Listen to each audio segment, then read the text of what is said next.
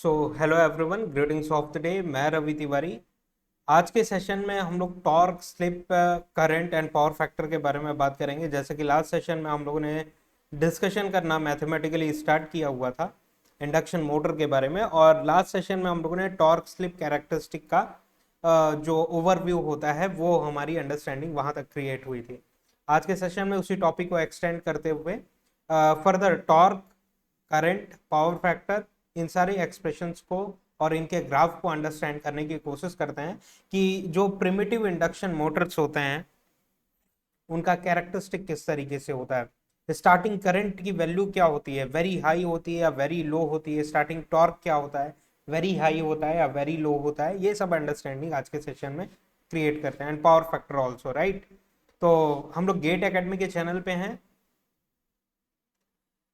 And RRB JE 2024 में 7,900 plus post हैं। Just a second.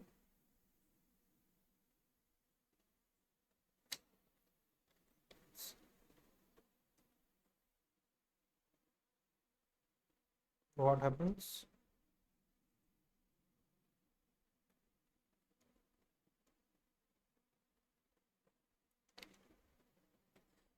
7,900 plus post है, एक अच्छी अपॉर्चुनिटी है। गेट एकेडमी का जो कोर्स है CBT 1 499 में अवेलेबल है एंड CBT 1 एंड CBT 2 777 में अवेलेबल है। आप चाहें तो केवल इंडिविजुअली CBT 1 में एनरोल कर सकते हैं, अदरवाइज CBT 1 एंड CBT 2 दोनों में इंटरेस्ट है आपको 777 में चीज़ों को अवेल कर सकते हैं।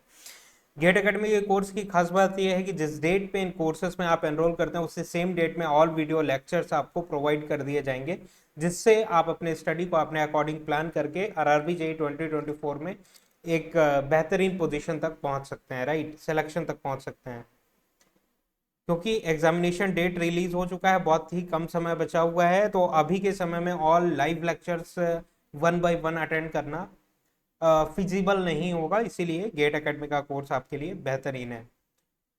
गेट 2025 का जो कोर्स है वो 2,222 रुपीज़ में अवेलेबल है एंड 26 एंड 27 का जो कोर्स है उसकी रिस्पेक्टिव कोर्स प्राइसेस आपके स्क्रीन के सामने हैं।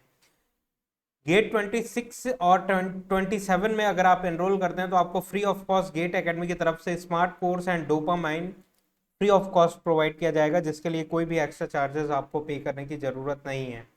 गेट एकेडमी में कुछ और भी कोर्सेज हैं, जैसे कि आरआरबी जेई, एसएससी जेई 777 में अवेलेबल है। कैंपस रिक्रूटमेंट ट्रेनिंग प्रोग्राम 777 में, ऑल स्टेट एई जेई एग्जामिनेशन 777 में, स्मार्ट कोर्स एंड डोपामाइन 555 999 में अवेलेबल है and ESC non technical conducted by UPSC engineering services examination, जिसमें project management, environmental science, ICT, engineering drawing, currents and maths, ये जितने भी portion होते हैं नॉन टेक्निकल के वो सारे के सारे 777 में अवेलेबल है।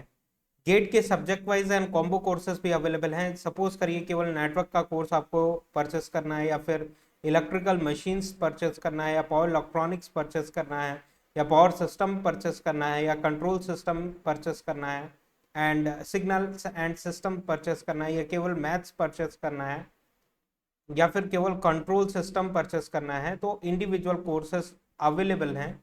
उसके लिए आपको गेट एकेडमी की ऑफिशियल वेबसाइट विजिट करनी होगी, राइट।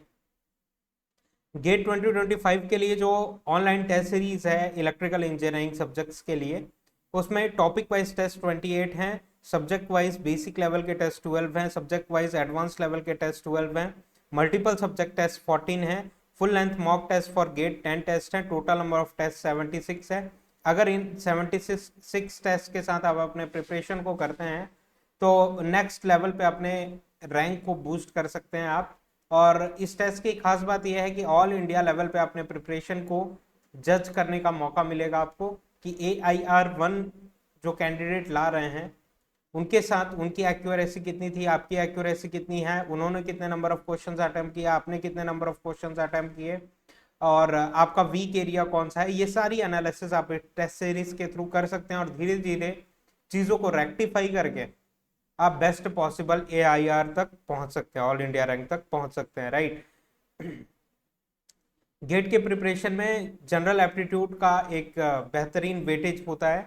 तो क्यूआर कोड आपके स्क्रीन के सामने, अगर आप इस क्यूआर कोड को स्कैन करते हैं तो जनरल एप्टीट्यूड के ई बुक तक आप पहुंचेंगे, जिसकी प्राइस 222 है plus GST, available on Google e books.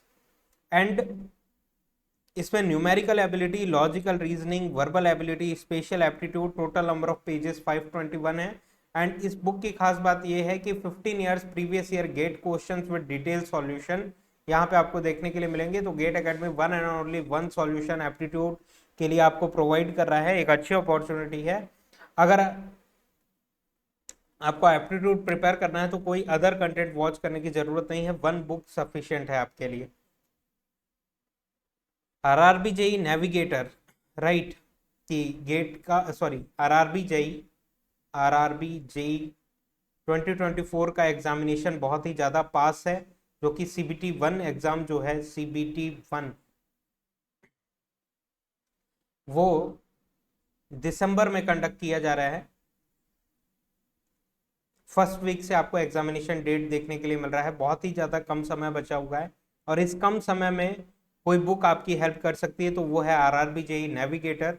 इसमें प्रीवियस ईयर जितने भी आरआरबी जेई के एग्जामिनेशन हुए हैं उसके previous year questions with additional practice questions available हैं, common to all branches. CBT 1 क्या होता है, नॉन टेक्निकल पार्ट होता है which is common to all. तो केवल इलेक्ट्रिकल में ही नहीं, सिविल में भी जितने पेपर हुए हैं या फिर मैकेनिकल में जितने पेपर हुए हैं, सारे के सारे क्वेश्चन पेपर का कॉम्बिनेशन इस सीबीटी 1 के नॉन टेक्निकल वाले बुक में देखने के लिए मिलेगा। और सीबीटी 2 का जो बुक है नेविगेटर का, वो भी लॉन्च हो चुका है, उसकी भी जानकारी आपको होगी, राइट। तो आप वेबसाइट में जाके चेक कर सकते हैं। Otherwise CBT 2 RRB JE navigator अगर आप सर्च करते हैं तो ब्रांच वाइज आपको गूगल प्ले स्टोर पे अवेलेबल होगा, ठीक है। तो इस बुक का फ्री सैंपल भी अवेलेबल है। इस फ्री सैंपल में आप क्लिक करके पीडीएफ के थ्रू चीज़ों को एनालाइज कर सकते हैं कि इस बुक में क्या क्या इंपॉर्टेंट चीज़ें हैं, कौन कौन से ईयर के क्वेश्चन इंक्लूडेड हैं, प्रैक्टिस क्वेश्चंस हैं कि नहीं, डिटेल सॉल्यूशन अवेलेबल है कि नहीं, और जो सॉल्यूशन प्रोवाइड किए गए हैं वो करेक्ट है कि नहीं। लाइक अनदर पब्लिकेशंस कोई मिस्टेक्स तो नहीं है, विदाउट मिस्टेक ये बुक आपको देखने के लिए मिलेगी, क्योंकि बहुत ही ज़्यादा गेट एकेडमी की टीम के द्वारा मेहनत करके बनाई गई बुक है, तो जिससे आपका मेहनत कम हो सके प्रिपरेशन के लिए, राइट। तो मस्ट बुक है ये आरआरबी के लिए। तो लास्ट सेशन में हम लोगों ने मैथमेटिकल एक्सप्रेशंस देखा हुआ था टॉर्क का, एक बार जस्ट आज के सेशन में हम लोग रिवाइज करते हैं उन सारी चीज़ों को एंड देन फर्दर टॉपिक्स में मूव करते हैं। ध्यान देने वाली बात यह है कि लास्ट सेशन में जो डेरिवेशंस वगैरह हम लोगों ने किया हुआ था, let me include the page कि लास्ट सेशन में क्या डिस्कशन हुआ था।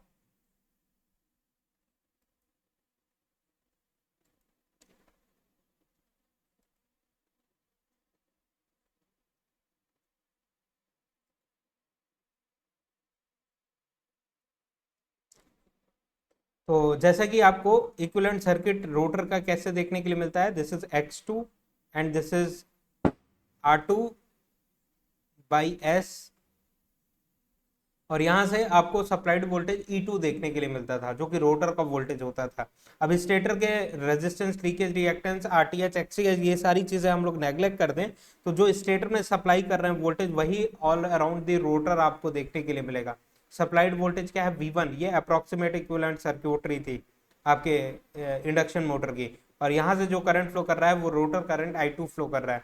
कुछ इस तरीके से आपको रोटर सर्क्यूटरी देखने के लिए मिलती थी, यही से सारे एक्सप्रेशंस आपको देखने के लिए मिलेंगे। I2 का एक्सप्रेशन आपको चाहिए तो V1 I is equal to V/R होता है ना, या फिर AC में बात करें तो V/Z। तो Z चाहिए आपको, तो Z क्या है, R2/S square plus X2 square, इस तरीके से आपको I2 मिल सकता है। एंड cos phi2 चाहिए, power factor of the rotor circuitry, तो वो कैसे, cos phi R/Z होता है, तो R क्या है, R2/S है, एंड Z क्या है, same expression R2/S square plus X2 square, इस एक्सप्रेशन के थ्रू आपको cos phi2 मिल गया। अब अगर आपको टॉर्क चाहिए रहेगा तो टॉर्क का एक्सप्रेशन क्या होता है, टॉर्क डेवलप्ड का लास्ट सेशन में हम लोगों ने देखा हुआ था M upon omega S multiplied with PG. PG को हम लोग क्या लिख रहे थे, एम अपॉन ओमेगा एस। इस सर्क्यूटरी में टोटल पावर जो कि इनपुट हो रहा है, इसको हम लोग बोलते हैं रोटर इनपुट पावर, या फिर स्टेटर आउटपुट पावर, या फिर इसी को हम लोग बोलते हैं air gap power. Air gap power, तो एयर गैप पावर को पीजी से हम लोग डिनोट करते हैं, और पीजी क्या होता है, आई टू स्क्वायर ये सर्क्यूटरी में कितना पावर एब्जॉर्व हो रहा है, I two square R two by S power absorb हो रहा है। तो सिमिलरली यहाँ पे हम लोगों ने I two square R two by S multiple बार इसलिए लिख रहे हैं हम लोग चीज़ों को कि आपके माइंड में सारी चीज़ें फिट हो जाए, कोई भी चीज़ें याद करने की जरूरत ना हो। वेरी सिंपल एप्लीकेशन है इंडक्शन मशीन का, वेरी सिंपल क्वेश्चंस आप सॉल्व कर सकते हैं वेरी सिंपल वे में, और कोई भी चीज़ें आपको याद रखने की जरूरत नहीं, केवल मैथमेटिकल एनालिसिस है। तो जल्दी से हम लोग देखते हैं, torque developed is equal to M upon omega S. I two को क्या लिख सकते हैं हम लोग, वी वन स्क्वायर, और रूट कैंसिल हो जाएगा क्योंकि यहाँ पे स्क्वायर इंक्लूडेड है, तो यहाँ पे बच गया आपका R two by S square plus X two square, root cancel हो गया, and multiplied with R two by S. ये आपका टॉर्क का एक्सप्रेशन देखने के लिए मिला। फिर फर्दर इस एक्सप्रेशन को हम लोग low slip region and high slip region में डिवाइड करते थे। हाई स्लिप रीजन में high slip, low slip region, high slip in the sense stand still position, और आपका लो स्लिप रीजन मतलब कि, या फिर हाई स्लिप मतलब कि स्टार्टिंग पोजीशन पे बात कर रहे हैं हम लोग, starting position, and low slip मतलब कि रनिंग पोजीशन पे बात कर रहे हैं, रनिंग। तो हाई स्लिप का क्या मतलब है, डिनोमिनेटर से चीजों को नेग्लेक्ट करना है for the simplification purpose, right, कि एग्जैक्टली जो फिजिकल एग्जिस्टिंग मशीन है उसका ऑन पेपर एनालिसिस कर पाना एग्जैक्टली पॉसिबल नहीं है, उसके लिए कुछ अप्रोक्सीमेशन हम लोगों को ऑन पेपर करने पड़ते हैं। तो यही अप्रोक्सीमेशन हम लोग कर रहे हैं from the denominator. High slip के लिए जब स्लिप की वैल्यू हाई होगी तो उस पर्टिकुलर केस में आर टू बाई एस को हम लोग नेग्लेक्ट कर सकते हैं, neglected,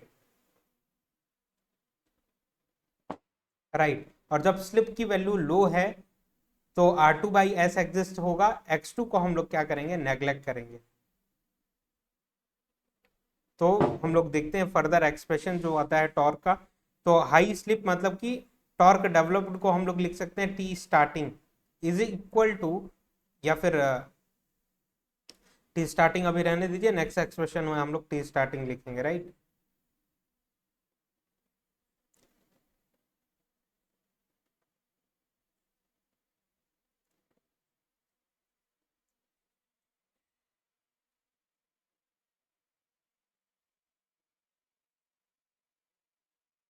just a second.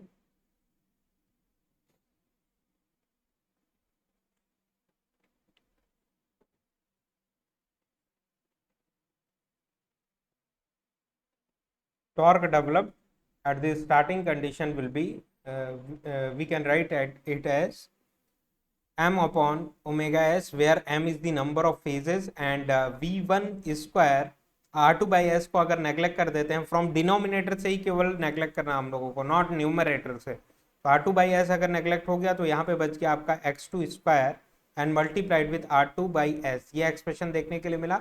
And running position में टॉर्क डेवलप्ड अगर आपको चाहिए तो एक्स टू को डिनोमिनेटर से नेग्लेक्ट करेंगे तो M upon omega S, and V one square, X two को नेग्लेक्ट कर दिया हम लोगों ने तो यहाँ पे आर टू बच गया, और ये आर टू बाई एस से ये स्क्वायर कैंसिल हो गया, तो R two by S denominator में बचा, एस ऊपर चला जाएगा, तो ये एक्सप्रेशन आपको देखने के लिए मिल रहा है रनिंग के पोजीशन में। अब टी स्टार्टिंग अगर आपको लिखना है तो टॉर्क डेवलप्ड को टी स्टार्टिंग अगर लिखना चाह रहे हैं हम लोग तो M upon omega S, NR की वैल्यू स्टार्टिंग में क्या होती है, जीरो, एनआर की वैल्यू जब जीरो होगी तो स्लिप की वैल्यू क्या होगी, वन,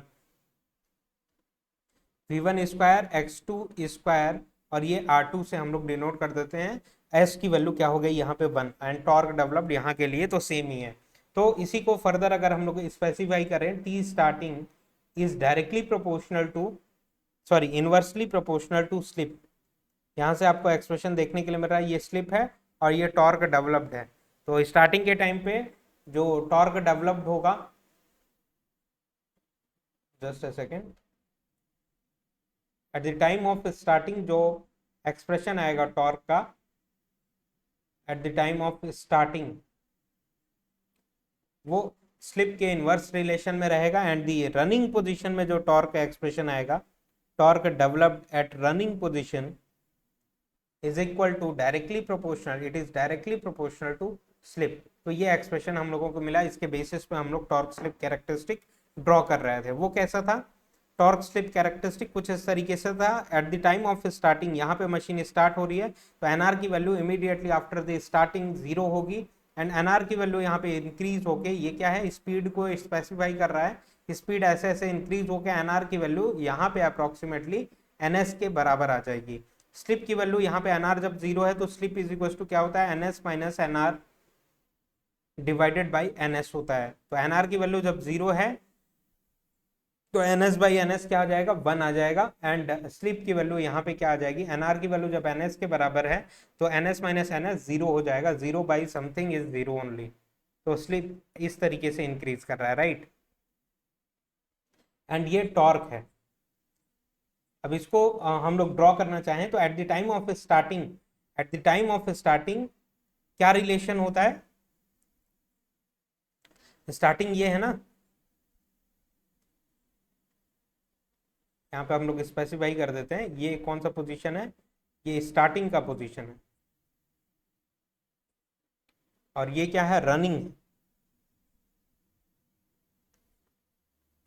तो at the time of starting और running, at the time of running क्या है कि स्लिप अगर हम लोग इंक्रीज करते हैं, स्लिप अगर इंक्रीज करते हैं तो रनिंग टॉर्क क्या होगा, इंक्रीज होगा। तो स्लिप किस डायरेक्शन में इंक्रीज हो रहा है, इस डायरेक्शन में स्लिप इंक्रीज कर रहे हैं। स्लिप यहाँ पे है तो टॉर्क कितना मिला यहाँ पे, और दोनों में क्या है रिलेशन, डायरेक्ट रिलेशन देखने के लिए मिल रहा है, linear relation. And again slip increase किए तो टॉर्क क्या होगा, इंक्रीज होगा। तो ये पॉइंट यहाँ पे मिला, ये पॉइंट यहाँ पे मिला, मतलब ये पॉइंट अगर ऐसे ज्वाइन करते चले जाते हैं तो रफली torque is directly proportional to slip का जो मैथमेटिकल सॉरी ऑब्जर्वेशन होगा ग्राफिकल, वो ऐसा होगा। एंड इस पोजीशन में रनिंग के sorry at the time of running position पे torque is directly proportional to slip. And at the time of starting torque is inversely proportional to slip. मतलब कि अब स्टार्टिंग के पोजीशन में स्लिप की वैल्यू जब इंक्रीज हो रही है तो टॉर्क क्या होगा, डिक्रीज होगा। स्लिप की वैल्यू जब इंक्रीज हो रही है, इस डायरेक्शन में इंक्रीज हो रही है स्लिप, यहाँ पे टॉर्क ये था सपोज करिए, राइट। तो यहाँ पे क्या हो जाएगा, यहाँ पे रेड्यूस होगा। तो मतलब कि इस तरीके से ग्राफ को अगर ज्वाइन करते हैं हम लोग तो ये एक्सप्रेशन देखने के लिए मिलेगा कि at the time of starting torque is inversely proportional to slip. Slip की वैल्यू इंक्रीज हो रही है तो टॉर्क क्या हो रहा है, डिक्रीज हो रहा है। तो इसी चीज को हम लोग ऑब्जर्व करते हैं कि टॉर्क स्लिप कैरेक्टरिस्टिक जो है मशीन का, इंडक्शन मोटर का, आप कुछ इस तरीके से ड्रॉ कर सकते हैं, आप कुछ इस तरीके से ड्रॉ कर सकते हैं, जिसको हम लोग कहते हैं, ये रेड कलर का जो पेन है वो टॉर्क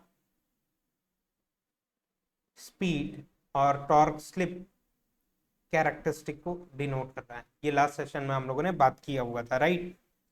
तो आशा करते हैं यहाँ तक की अंडरस्टैंडिंग क्लियर हुई होगी आपकी। और अब नेक्स्ट पोर्शन में हम लोग आगे बढ़ते हैं और करंट या फिर मैक्सिमम इलेक्ट्रोमैग्नेटिक टॉर्क के बारे में बात करते हैं,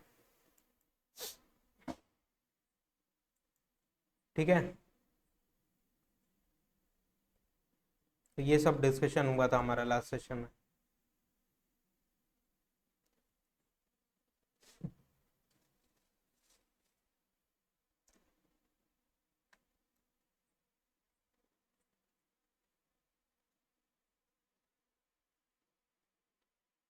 तो मैक्सिमम टॉर्क कैसे हम लोग डिसाइड करेंगे, देखिएगा रोटर के इक्विवेलेंट सर्किट, यहाँ पे x2 है, यहाँ R2/S है, यहाँ पे सप्लाइड वोल्टेज V1 है और यहाँ से जो करंट फ्लो कर रहा है वो I2 है। तो देखिएगा कि यहाँ पे जो पावर एब्जॉर्ब कर रही है सर्किट, यही तो पीजी है ना, पीजी या फिर PAG, air gap power, air gap power है। तो torque is directly proportional to power,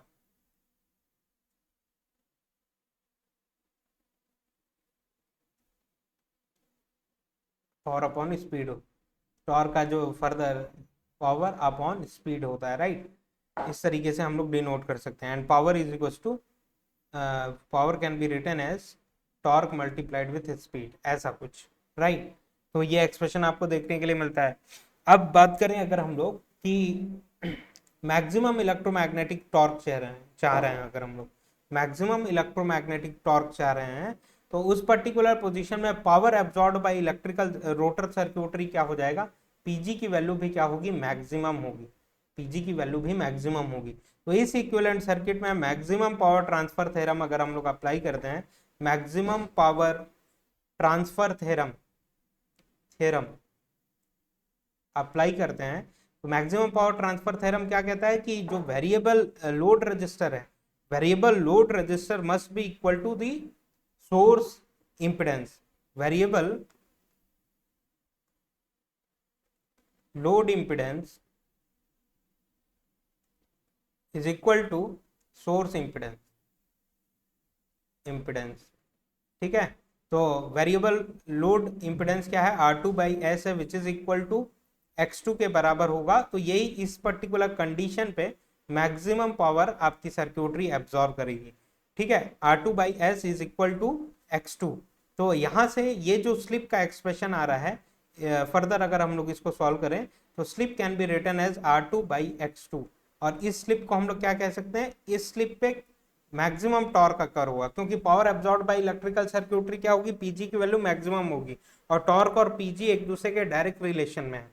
तो जब पीजी मैक्सिमम होगा तो टॉर्क भी क्या होगा, मैक्सिमम होगा। और उसके लिए कंडीशन क्या डिराइव किया, मैक्सिमम पावर ट्रांसफर थ्योरम, आपको मालूम है नेटवर्क्स में आप लोग पढ़ते रहते हैं। तो variable load impedance is equal to source impedance, so R2/S is equal to X2। तो slip at which maximum torque occurs का क्या एक्सप्रेशन आपको देखने के लिए मिल रहा है, R2/X2। इस स्लिप को हम लोग क्या लिख ले रहे हैं, slip at which maximum torque occur, क्योंकि ये कंडीशन बता रहा है ना हम लोगों को, अगर R2/S X2 के बराबर होगा तो उस पर्टिकुलर कंडीशन पे आपका मैक्सिमम टॉर्क डेवलप होगा। तो ये वाला स्लिप को हम लोग क्या कह सकते हैं, slip at which maximum torque occur. तो slip at which maximum torque occurs depends upon the rotor resistance.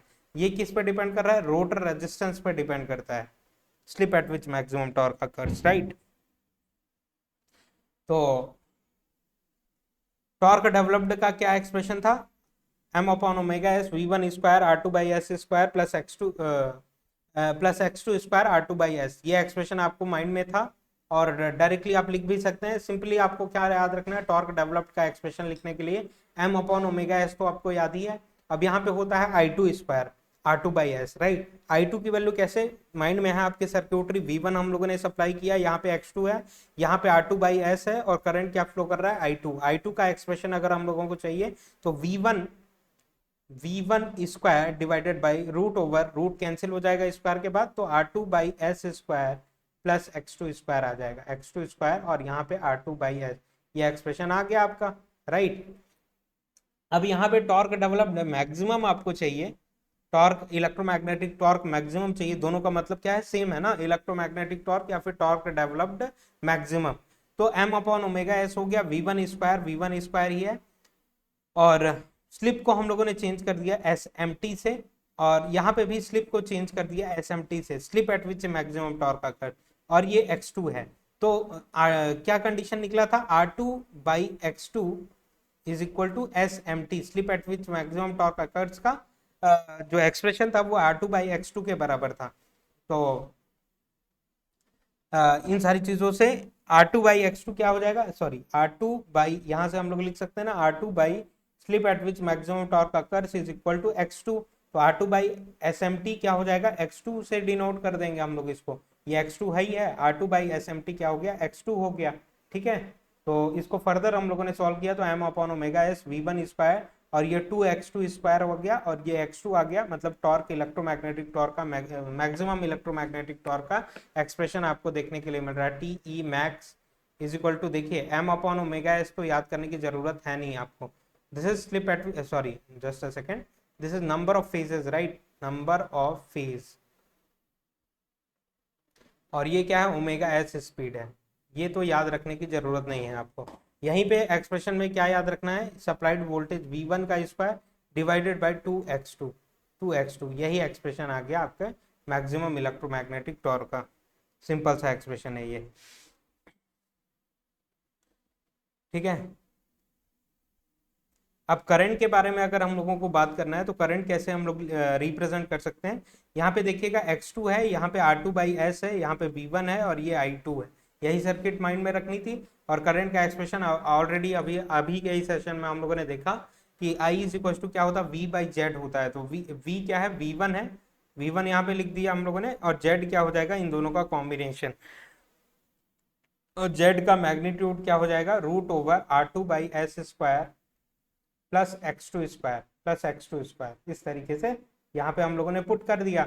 अब देखिए करंट का क्या एक्सप्रेशन आया हुआ, I2 is equal to V1 divided by √/R2/S² +x2²। अब इसको हम लोग ब्रेक करते हैं low slip and high slip में। हाई स्लिप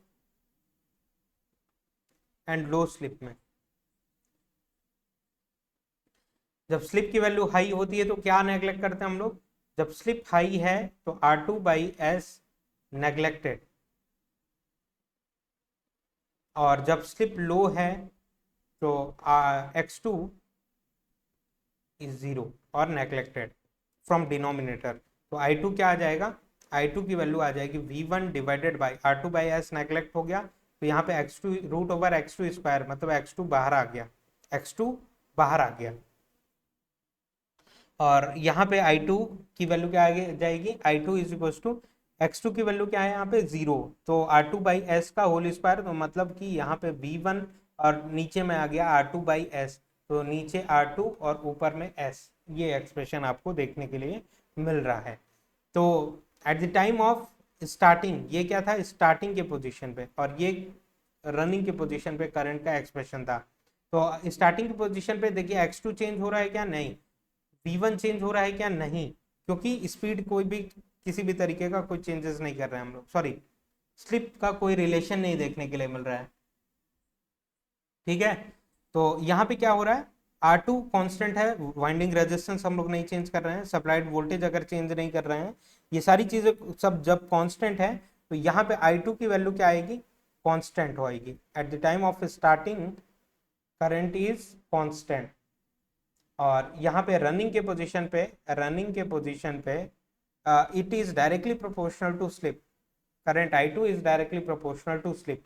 तो ये ऑब्जर्वेशन हम लोगों को देखने के लिए मिला। अब इसके बेसिस पे अगर ग्राफ ड्रॉ करना चाहें तो आपको पता है कि यहाँ पे स्लिप की वैल्यू क्या होती है 1, यहाँ पे स्लिप की वैल्यू क्या होती है 0।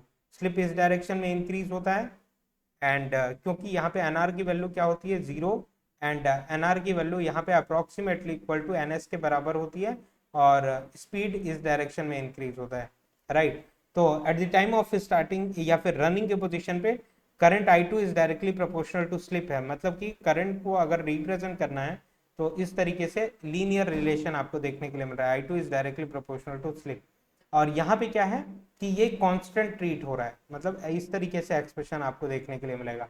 मतलब दोनों को ज्वाइन करते हुए अगर हम लोग एक्सप्रेशन ड्रॉ करें, जैसे star current is directly is equal to constant, तो इन दोनों को ज्वाइन करते हुए अगर हम कर्व ड्रॉ करें तो कुछ इस तरीके का कर्व आपको देखने के लिए मिल रहा है। मतलब eight the time of starting के टाइम पे करंट की वैल्यू क्या है, हाई है, एंड देन ग्रेजुअली ये वैल्यू क्या होगी, कम होगी। रनिंग के टाइम पे करंट कम फ्लो करेगा, rotor current.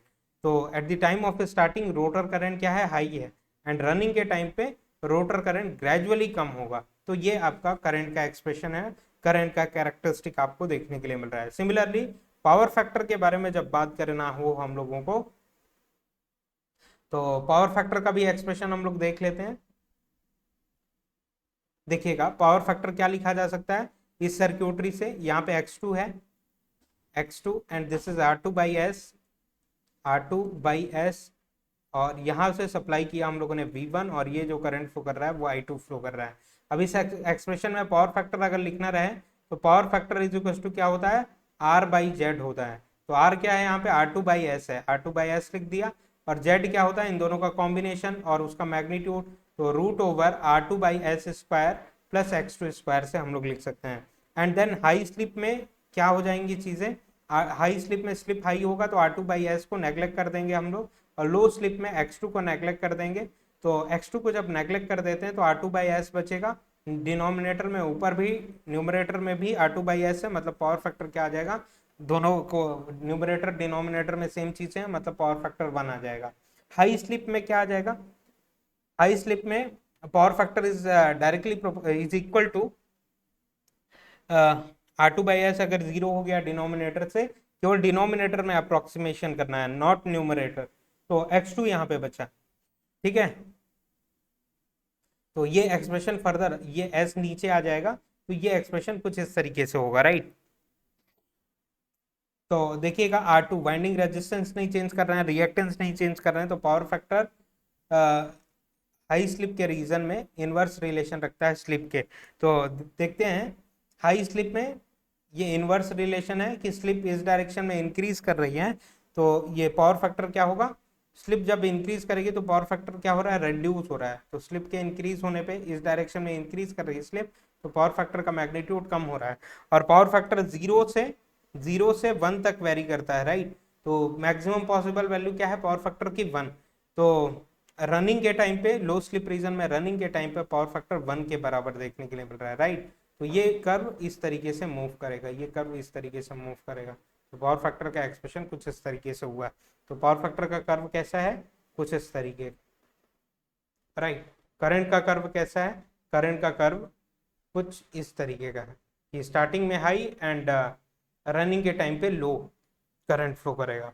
And power factor क्या होगा, स्टार्टिंग के टाइम पे low power factor and then gradually जब रनिंग पोजीशन आएगा तो पावर फैक्टर इंप्रूव होगा।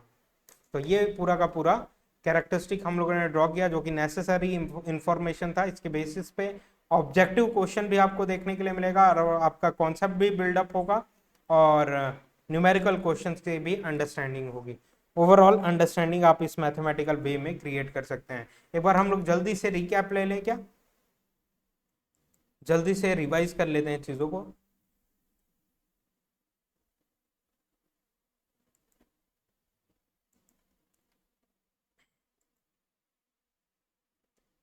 कि आपको कुछ नहीं याद रखना है, कुछ नहीं याद रखना है, क्या याद रखना है, बस आपको सिर्फ और सिर्फ इतना याद रखना है। Just a second.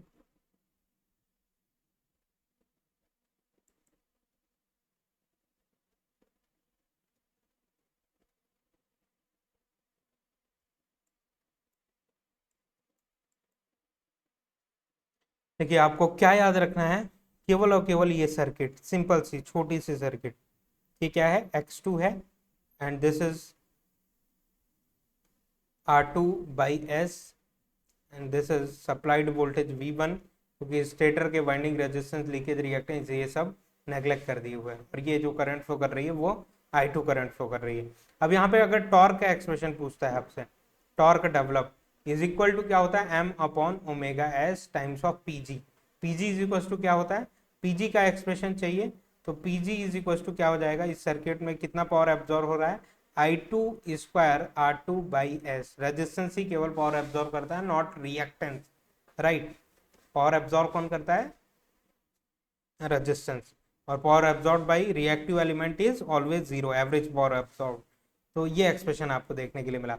तो टॉर्क पीजी क्या लिखा जा सकता है, I2 square R2 by S. अब I2 का क्या एक्सप्रेशन है, I2 का एक्सप्रेशन होता है V1। कुछ नहीं याद रखना है, जब भी आपको कुछ भी इन्वेस्टिगेट करना हो इस सर्किट को माइंड में रखिए और इजीली आंख बंद करके आप लिख सकते हैं कि V divided by Z, Z क्या हो जाएगा, R2 by S square plus x2 square.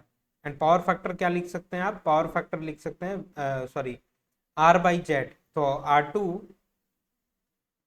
By S divided by Z is same expression R2 by S square plus x2 square plus x2 square. तो यहाँ से हम लोग लिख सकते हैं I2 का स्क्वायर चाहिए था तो V1 स्क्वायर, और ये R2 by S square plus x2 square and this is R2 by S, right. अब फिर लो स्लिप और हाई स्लिप, तो आपको पता है कि high slip and low slip, high slip and low slip. High slip में स्लिप की वैल्यू जब हाई है तो R2 बाई एस डिनोमिनेटर से नेग्लेक्ट कर देंगे, एंड स्लिप की वैल्यू जब लो है तो x2 को नेग्लेक्ट कर देंगे, x2 इज नेग्लेक्टेड 0। ठीक है, तो जब ऐसा कर देंगे तो टॉर्क डेवलप क्या आ जाएगा, m अपॉन ओमेगा एस, और R2 बाई एस नेग्लेक्ट कर दिया, 0 हो गया, तो यहाँ पे x2 स्क्वायर बचा, तो v1 स्क्वायर और x2 स्क्वायर और ये R2 बाई एस। तो at the time of starting अगर लिखना रहे तो m अपॉन ओमेगा एस और v1 स्क्वायर और ये x2 स्क्वायर और R2 और स्लिप की वैल्यू क्या हो गई 1। तो ये एक्सप्रेशन आपको देखने के लिए मिल रहा है, राइट। और लो स्लिप रीजन में क्या हो जाएगा, सेम एक्सप्रेशन कि torque developed is equal to m upon omega S और v1 स्क्वायर और x2 को नेग्लेक्ट कर दिया यहाँ से, तो R2 बाई एस स्क्वायर बचा, R2 बाई एस न्यूमरेटर में भी है, डिनोमिनेटर का स्क्वायर टर्म हट जाएगा, तो यहाँ पे R2 आ गया और यहाँ पे s आ गया। तो देखिए रनिंग के टाइम पे क्या हो रहा है, torque developed is directly proportional to slip, and यहाँ पे स्टार्टिंग के टाइम पे inversely proportional to slip, at the time of starting inversely proportional to slip. इसके बेसिस पे टॉर्क स्लिप कैरेक्टरिस्टिक हम लोगों ने ड्रॉ किया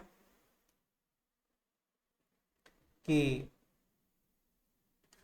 स्लिप की वैल्यू यहाँ पे 1 है, स्लिप की वैल्यू यहाँ पे 0 है, मतलब स्लिप इस डायरेक्शन में इंक्रीज करता है। तो at the time of starting ये सॉरी डायरेक्ट रिलेशन रखता है,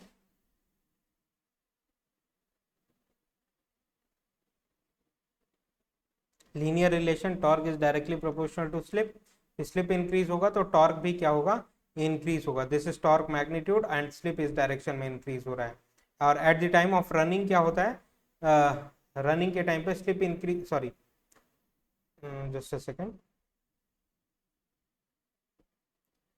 at the time of running torque is directly proportional to slip, at the time of starting का पोजीशन ये है कि स्लिप अगर इंक्रीज होगा तो टॉर्क क्या होगा, रेड्यूस हो। तो स्लिप इस डायरेक्शन में इंक्रीज हो रहा है तो टॉर्क क्या हो रहा है, रेड्यूस हो रहा है। Torque is inversely proportional to slip. तो ये था आपका स्टार्टिंग पोजीशन और ये क्या है, रनिंग। तो ये कैरेक्टरिस्टिक आपको कुछ ऐसे देखने के लिए मिले, this is torque slip characteristic, slip characteristic और torque speed characteristic, speed characteristic, right. और बाकी सारी चीजें सिंपल सी हैं, सारे के सारे एक्सप्रेशन में यही करना है। अगर करंट का एनालिसिस आपको करना है, I2 is equal to V1 divided by root over R2 by S square plus x2 square, ऐसा कुछ होता है। एंड देन लो स्लिप और हाई स्लिप में डिवाइड कर सकते हैं आप। तो हाई स्लिप, लो स्लिप मतलब कि रनिंग और ये स्टार्टिंग।